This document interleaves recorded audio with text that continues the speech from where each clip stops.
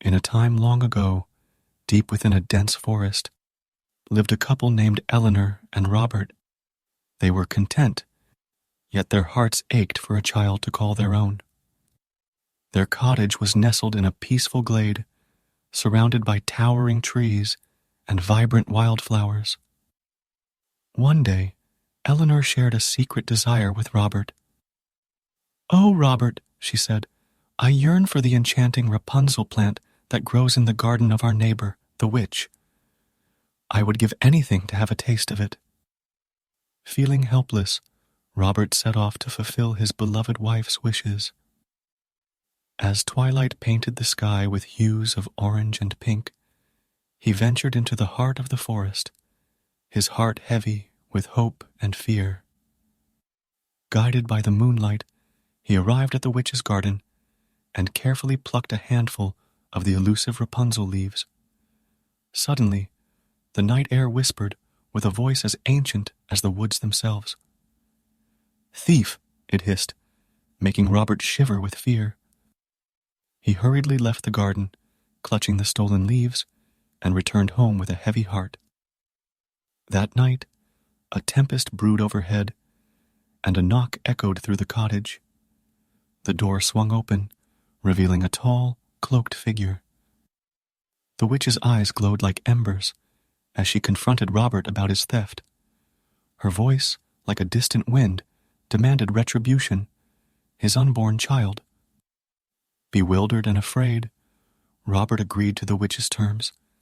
The sky rumbled with thunder as she disappeared into the night, leaving behind a chilling sense of enchantment. Months later, Eleanor's belly swelled with life, and a baby girl was born. They named her Rapunzel, after the very plant that had sealed their fate. With each passing day, the child's golden hair grew like sunlight, enchanting all who saw it. As the years went by, Rapunzel's laughter filled the cottage like a melody.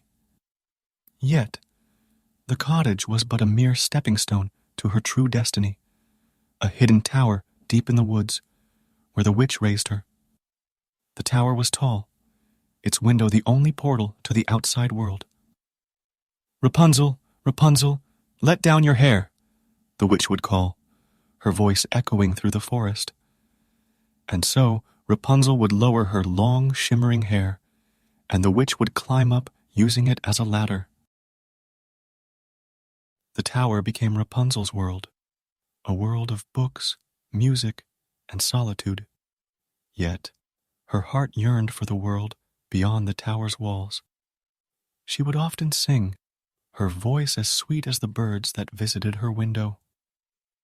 One day, as Rapunzel sang, her melodious voice reached the ears of a passing prince named Frederick.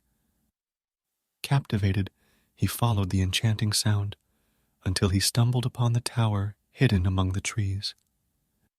Entranced by Rapunzel's beauty and voice, he vowed to free her from her prison. "Rapunzel, Rapunzel, let down your hair," Frederick called. The cascade of golden hair fell from the window, and he ascended the tower. Their eyes met, and in that instant, their fates were forever entwined. Frederick visited Rapunzel in secret, and their love blossomed like the wildflowers in the meadow. They shared stories, dreams, and whispered confessions. But the witch, ever watchful, discovered their secret meetings. Filled with rage, the witch severed Rapunzel's hair and banished her to a distant desert. With nothing but rags to cover her, Rapunzel wandered alone, her tears watering the barren land.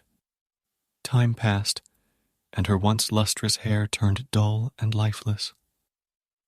Meanwhile, the prince searched for Rapunzel, his heart consumed by longing. After endless days of wandering, he stumbled upon the desert where she now dwelled. Hearing a familiar song, he followed the sound and found Rapunzel, her tearful gaze meeting his. Rapunzel's tears, imbued with the magic of their love, restored the prince's sight. Overwhelmed with joy, they embraced, knowing that their love had conquered all obstacles. Together, they returned to Frederick's kingdom, where their story spread far and wide.